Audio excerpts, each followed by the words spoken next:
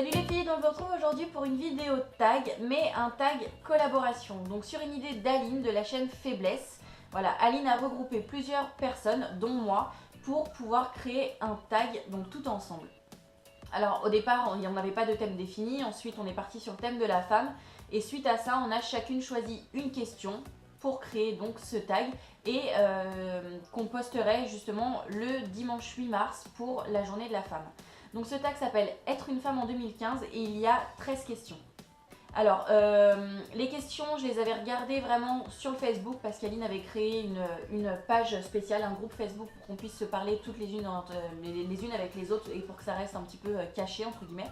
Donc, j'avais regardé les questions surtout sur Facebook, voilà, parce que je voulais pas vraiment m'imprégner des questions pour pouvoir répondre assez facilement, enfin plutôt pas facilement, ça va être plus, je pense que ça va être plus compliqué, mais répondre sans réfléchir en toute spontanéité. Donc voilà. Donc c'est parti, j'espère que ça va pas être très très long parce que généralement les questions comme ça c'est des questions ouvertes, donc on part un petit peu dans tous les sens.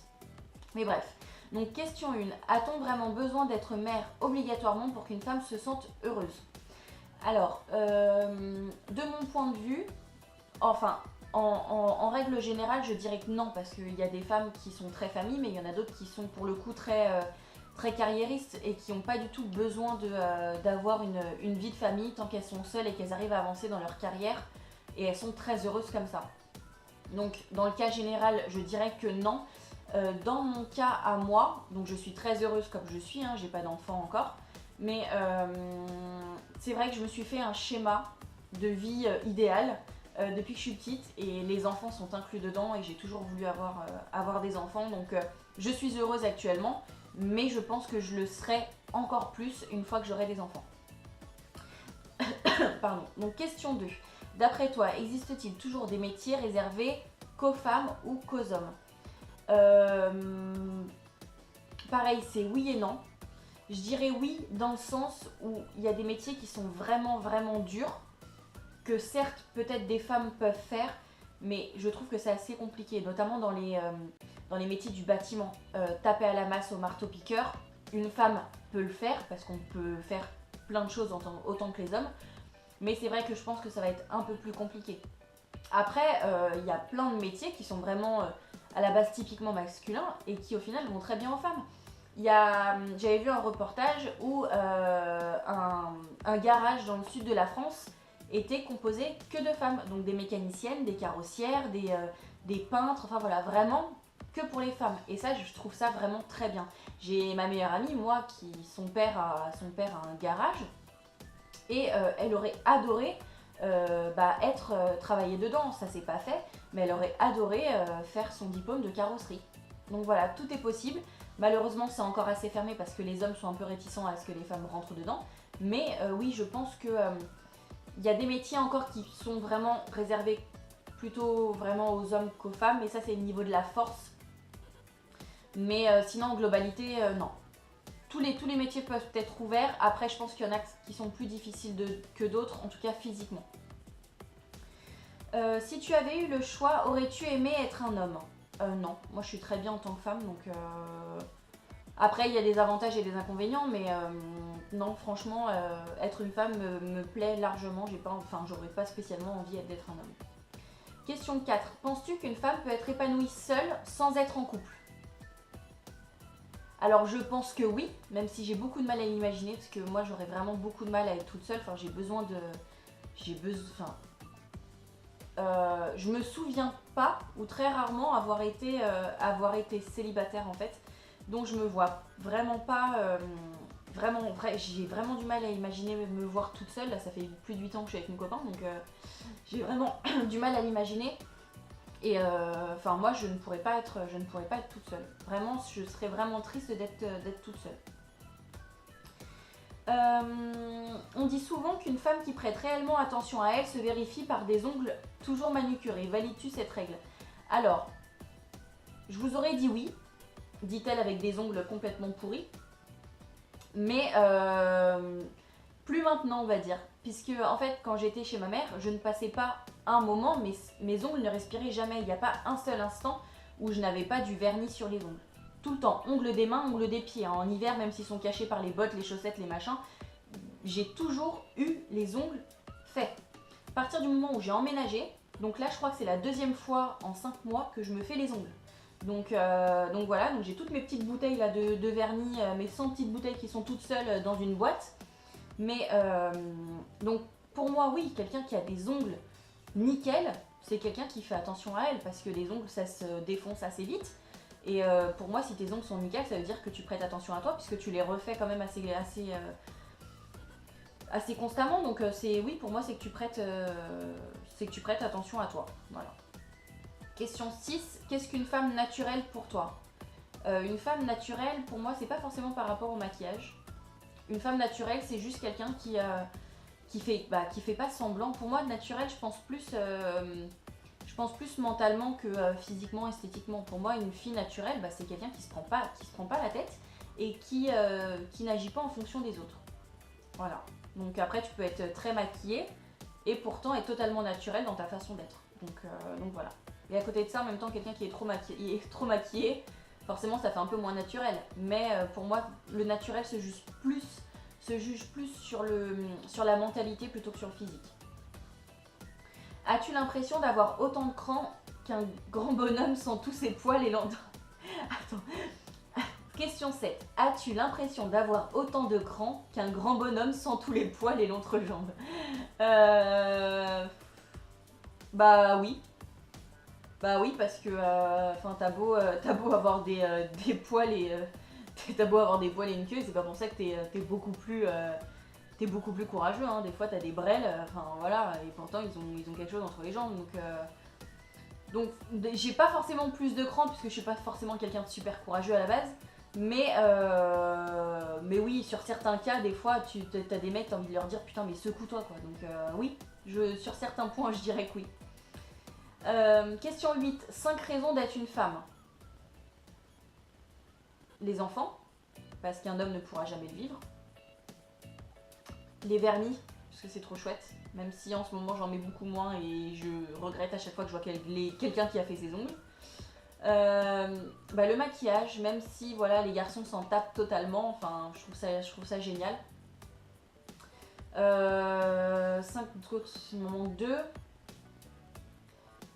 2 autres raisons d'être une femme. Bah après là comme ça je vois pas trop. J'aurais peut-être dû finalement réfléchir un petit peu aux questions. Mais d'autres raisons d'être une femme, les talons. Les talons, ouais. Et en fait c'est que des trucs superficiels que je dis, mis à part les enfants, c'est que des trucs superficiels. Et avoir une trop belle robe de mariée. Ouais, ça c'est très superficiel, mais moi je veux une choucroute. Donc moi je veux une robe très princesse, donc ouais. Pouvoir se marier dans une robe de mariée, ça c'est génial. Question 9, que penses-tu des hommes au foyer? Bah moi je trouve ça très bien.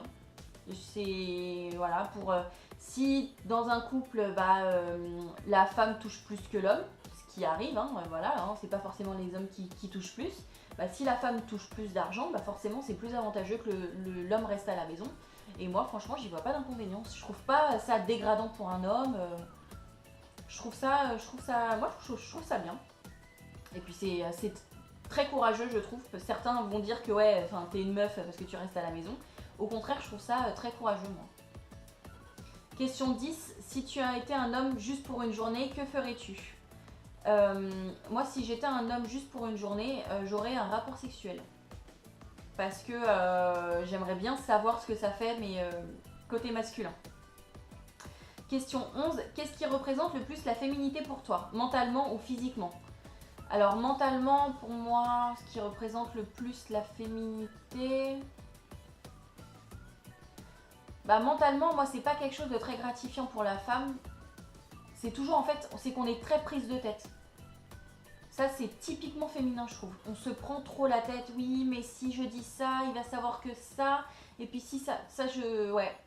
Je trouve que c'est typiquement féminin de se prendre la tête. Et après physiquement, les ongles. Les ongles et les talons pour moi c'est le truc qui représente le plus la féminité. Et puis la poitrine bien sûr, plus physique, corporelle, vraiment la poitrine quoi. Question 12. Tâches ménagères que pour les femmes ou aussi pour les hommes? Alors moi je suis une très grande bordélique. Donc je fais beaucoup d'efforts parce que par contre j'ai un copain qui est maniaque. J'ai un copain qui est maniaque mais qui met pas les pieds sous la table et qui justement passe souvent plus l'aspirateur que moi. Donc oui, tâches ménagères aussi pour les hommes, quand on a un homme qui s'y prête hein, bien sûr. Mais enfin là, voilà, moi mon copain il fait le ménage assez facilement, donc je suis plutôt gâtée à ce niveau-là, alors que moi j'ai tendance à plutôt traîner la patte. Donc voilà. Question 13, que t'évoques ou que penses-tu de cette phrase? Derrière chaque grand homme se cache une femme. Bah en fait, moi je pense que cette phrase elle peut se dire aussi dans les deux sens. Parce que y a pas forcément. Enfin, c'est un peu dur de répondre à cette question. Parce que derrière un grand homme se cache une femme, il peut avoir une femme, sa mère par rapport à l'éducation. Et sa femme, par rapport à ce qu'elle lui fait vivre au quotidien. Mais cette phrase se dit très bien dans l'autre sens pour moi. Et on la dit pas assez. Derrière chaque grande femme se trouve un homme. Ouais. On la dit pas assez cette phrase dans l'autre sens, alors on parle toujours des grands hommes et on parle jamais des grandes femmes. C'est macho, hein, mais... Non, pour moi, je pense que... Pour moi là, quand j'y pense tout de suite, derrière chaque grand homme se cache une femme. Je pense même pas à la femme, à la conjointe, l'épouse ou quoi que ce soit. Je pense vraiment à la mère, en fait. Je pense vraiment à la mère parce que c'est la mère qui l'aura éduquée, c'est la mère qui l'aura façonné dans une telle façon, etc. Principe d'éducation et tout. Donc, ouais, moi je pense directement à la mère en fait. Donc voilà, la vidéo est terminée, le tag est terminé. Donc je vais taguer Marine de la chaîne Marine Love Braise, ma copine Léa de la chaîne Beauty Blush 5, Maeva de la chaîne My Truc Girly, Mathilde de la chaîne Les Caprices de Matoux, Cécile de la Séraphine, qui je vais pouvoir taguer d'autres, Sarah de la chaîne Sarah Benz, je sais pas comment ça se dit, hein, excuse-moi, mais oui, je pense que ce sera tout. Je vois pas d'autres personnes à taguer. Je vais taguer. Bah c'est tout parce que là je vois pas et puis je sais pas quelle fille. Enfin les autres personnes avec qui on a fait la collaboration ont tagué donc voilà.